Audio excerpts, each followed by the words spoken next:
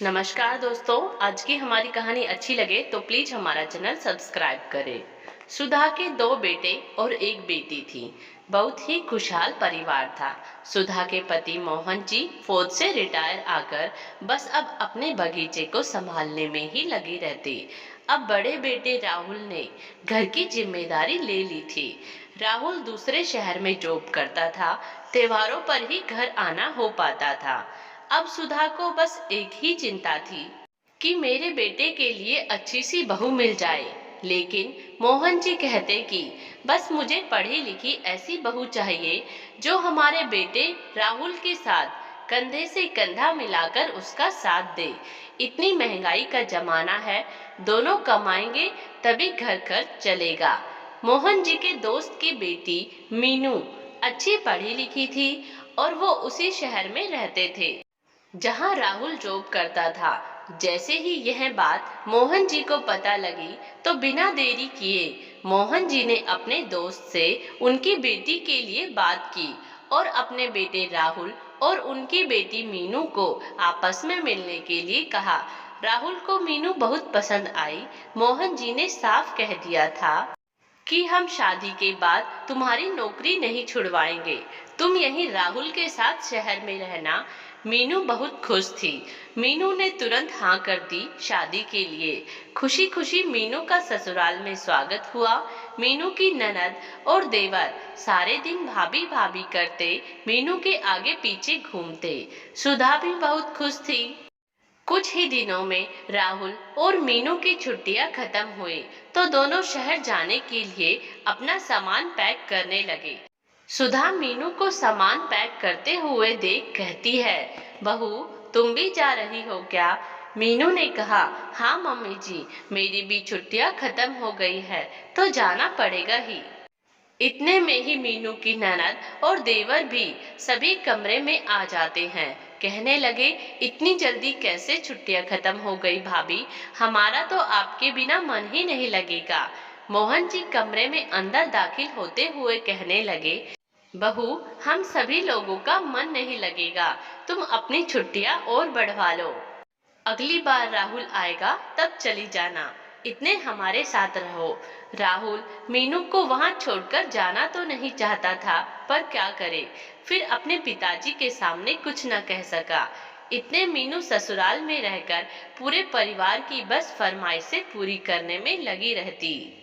10 दिन बाद जब राहुल मीनू को लेने आया तो तब तो मीनू चली गई। लेकिन मीनू के शहर जाते ही सुधा और मोहन जी बार बार फोन कर कहते कि हमारा तो यहाँ मन ही नहीं लगता, जल्दी आ जाओ जल्दी आ जाओ। कुछ दिनों बाद मीनू और राहुल फिर घर आए और जब छुट्टियों के बाद जाने लगे तो मीनू को फिर वैसे ही इमोशनल ड्रामा कर नहीं जाने दिया।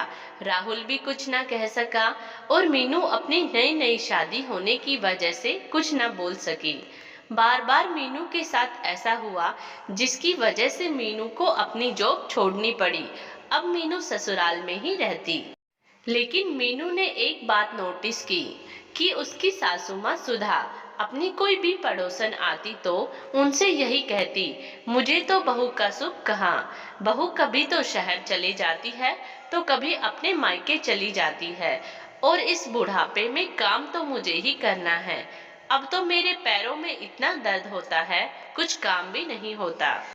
मीनू चुपचाप सुनकर अपने कमरे में जाकर रो लेती। एक बार उसने सारी बात राहुल को बताई।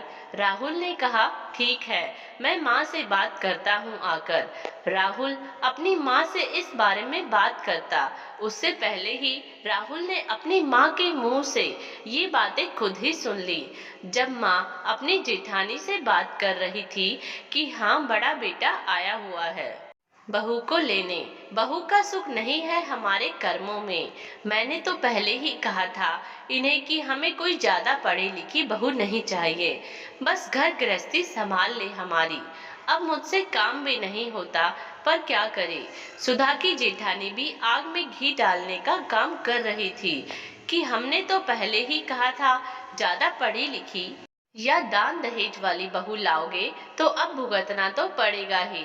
राहुल अंदर हॉल में बैठा सब सुन रहा था।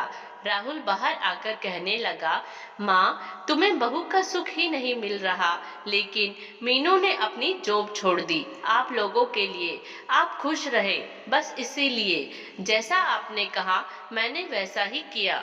लेकिन फिर भी आप दूसरों के सामने कहती हो कि बहू यहाँ रुकती नहीं, तो बहू रहती कहाँ है? आप बताओ, पिछले 1 साल से आपने उसे मायके नहीं भेजा है। अब बस माँ, अब मैं और मीनू जा रहे हैं शहर, और मीनू अपनी जॉब फिर से ज्वाइन करेगी। आपकी सेवा तो वैसे भी नहीं हो पा रही। सुधा अपने बेटे की बात सुनकर हक्की बक्की रह गई। उसे ख्याल ही नहीं आया कि मेरा बेटा घर आया हुआ है। अब सुधा अपने बेटे के सामने ही शर्मिंदगी महसूस कर रही थी। और अगली सुबह जब राहुल और मीनू जब शहर जाने लगे, मीनू ने जब सुधा के पैर छुए तो सुधा बस अपनी नजरों में गिरी हुई महसूस कर रही थी।